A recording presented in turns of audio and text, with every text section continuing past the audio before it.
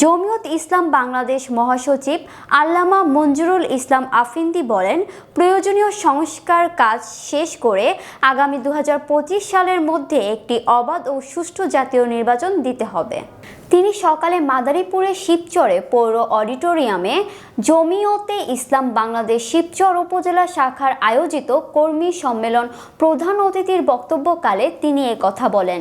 বিশেষ অতিথি হিসেবে উপস্থিত ছিলেন জমিয়তে উলামায়ে ইসলাম বাংলাদেশ সাংগঠনিক সম্পাদক আল্লামা নাজমুল হাসান কাশেমি, শিবচর উপজেলা জমিয়ত ইসলাম বাংলাদেশের সভাপতি আলহাজ হজরত মাওলানা আবু বক্কর সিদ্দিকীর সভাপতিত্বে আরও উপস্থিত ছিলেন ঢাকা মহানগর উত্তর জমিয়ত ইসলাম বাংলাদেশ সহ সাধারণ সম্পাদক মুফতি মাহফুজুর রহমান, মাদারীপুর জেলা জমিয়ত ইসলাম সভাপতি মুফতি রাকিব হাসান ওসমানী, জেলা জমিয়ত ইসলাম বাংলাদেশ সাধারণ সম্পাদক মাওলানা আবুল বাশার ফরাইজি, জমিয়ত ইসলাম বাংলাদেশ শিবচর উপজেলা মহাসচিব মাওলানা জিয়াউল হক কাশেমি, শিবচর উপজেলা জমিয়ত ইসলাম বাংলাদেশ সাধারণ সম্পাদক মুফতি জুবায়েদ আহমেদ সহ জেলা উপজেলা নেতাকর্মীরা।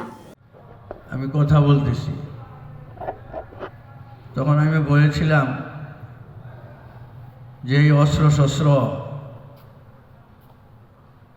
আপনাদের পোশাক, বেজ, বেতন, ভাতা এই জন্য দেওয়া হয় না যে স্বাধীন বাংলাদেশের ছাত্ররা তাদের মত প্রকাশ করবে, সেখানে এসে আপনারা দাঁড়ায় থাকবেন।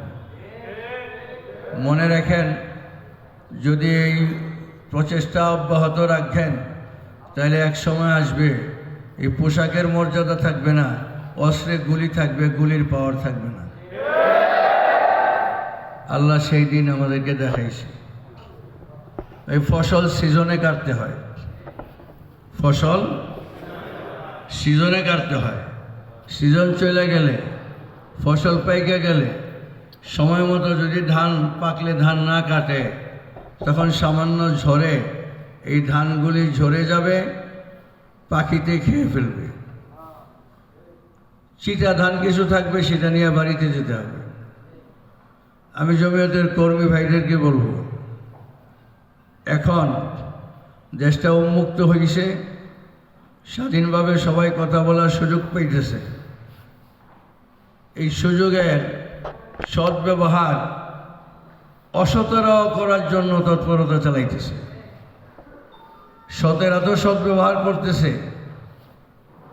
এই সুযোগটার অসৎভাবে ব্যবহার হচ্ছে। আমাদের তো এখন খারাপ লাগে, আশঙ্কা হয় যে ওই দিন আমরা না দেখি যে কিছু লোক, অসুস্থ লোক, এরা শাহবাগে যায় রাজপথ দখল করে নেবে। আমাদের কোষ্ঠকাঠিন্য কেন? স্বাস্থ্য মন্ত্রণালয় জবাব দাও। আরেক দল কইব আমাদের রাত্রে ঘুম হয় না কেন? জবাব চাই। এই যে পরিবেশটা হইল, এই পরিবেশে যদি আমরা ফসল ঘরে না উঠাই, তাহলে কিন্তু বাতিল বসে থাকবে না।